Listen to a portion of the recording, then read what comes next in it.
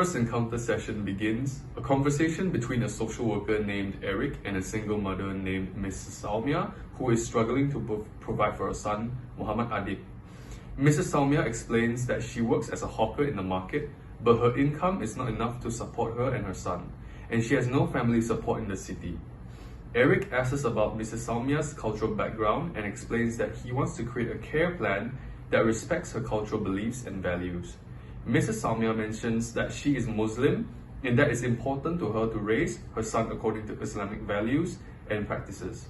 They discuss dietary and religious practices and the need for effective communication, and Eric promises to create a care plan that meets Mrs. Salmia's needs and goals. Good morning, sir. I'm Salma and he is my son, Muhammad Adib. Good morning, Mrs. Salmia and Adib. My name is Eric and I'm your JKM officer assigned to your case. How are you doing today, Salmia? I'm good, thank you.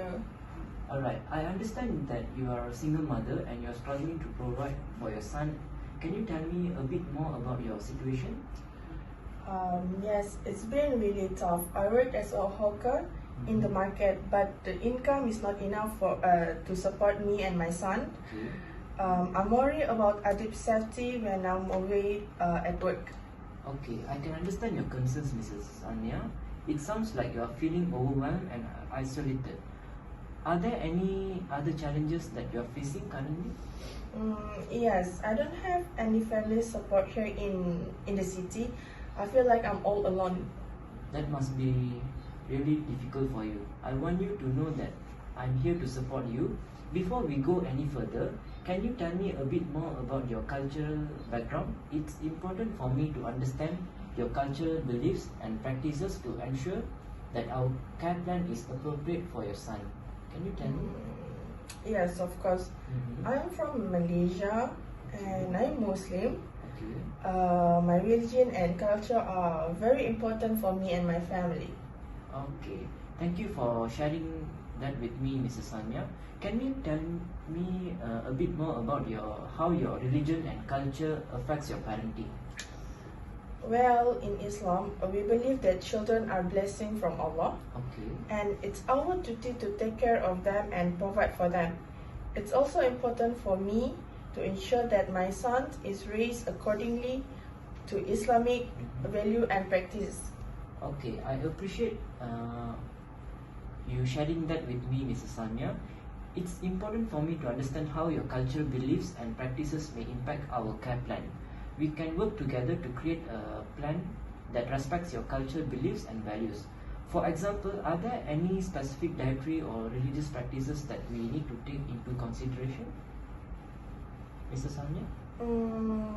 We only eat halal food and we pray 5 times a day. Okay. It is important for me to ensure that my son is raised according to these values. Okay, thank you for letting me know, Mrs. Salmia. We will make sure to include these values in our care plan. I also understand that English may not be your first language, and it's important to me that we communicate effectively. We can arrange for an interpreter to be present at our meetings or provide written materials into your native language. Yeah, that will be very helpful. Thank you, Mr. Eric. You're welcome, Mrs. Salmia. I will approach you with a proper plan for Adib on next appointment. Our staff will contact you soon to fix an appointment for you. So far, is there anything else you would like to discuss today, Mrs. Salmia? No, I think that's all for now. Thank you for your time and support. Of course, Mrs. Salmia. Please don't hesitate to reach me out if you have any questions or concerns. We will work together to create a better care plan that respects your culture, beliefs and values to meet your needs and goals, Mrs. Salmia. Thank you. Intervention stage begins. Mrs. Salmia then asked about what Mr. Eric has planned for her son. Mr. Eric explains that he and his team came up with an idea to place Adib in a foster care to reduce Mrs. Salmia's burden. Mrs. Salmia asked Mrs. Eric to explain more about foster care, to which he explains that Adib will be placed with a foster family who will provide him with a safe and nurturing environment. Mrs. Salmia mentioned her religious concern in the conversation with Mr. Eric while discussing the plan for her son. Based on her religious beliefs, Mr. Eric suggested a foster care organisation named Pertubuhan Anak Yatim dan Miskin Nur Iman, which is located in Kuantan, Pahang, which aligns with Mr. Salmia's requirements. Mrs. Salmia asked about visitation and financial benefits, to which Mr. Eric explains what foster families encourage regular visits, and then Adib will receive benefits such as education, daily necessities, and accommodation without cost. Mrs. Salmia agrees that foster care is suitable for her son and asks for the procedure to apply, to which Mr. Eric explains that she needs to fill up a form and submit it to him. The conversation ends with Mrs. Salmia thanking Mr. Eric for his explanation and feeling relief that Adib will be well taken care of.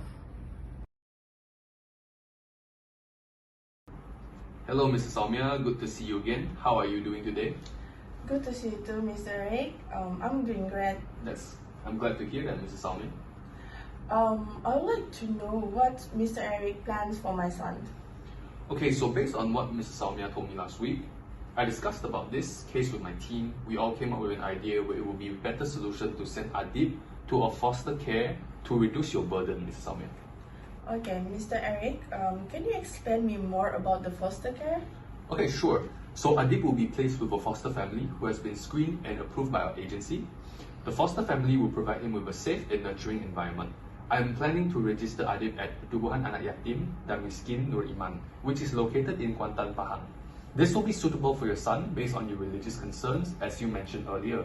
For instance, food there will be served in accordance with Muslim dietary laws, which means halal, which prohibits the consumption of certain foods including pork and alcohol. The food served will be prepared in a way that follows Islamic guidelines and is permissible for Adib to eat, Mrs. Salmia. That's good to hear. What about visitation? How often will I be able to see Adib? You will be able to visit Adib regularly, Mrs. Salmia. We encourage foster families to maintain contact with birth families and to facilitate regular visits between the child and their family.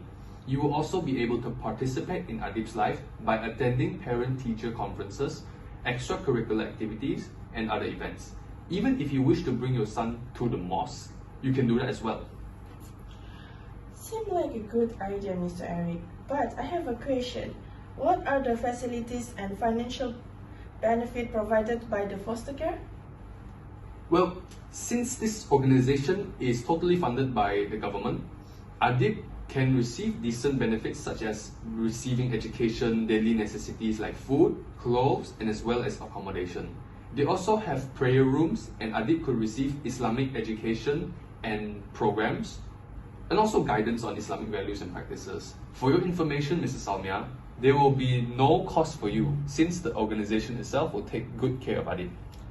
That's a relief. I think this foster care will be suitable for my son Adib based on my requirement. Mr. Eric, can you explain to me the procedure to apply the following foster care for my son? Sure, Mrs. Salmia. You just have to fill up a form at the reception counter and you can just ask the staff to submit the form to my table. Okay, thank you for the explanation, all of that to me, Mr. Eric.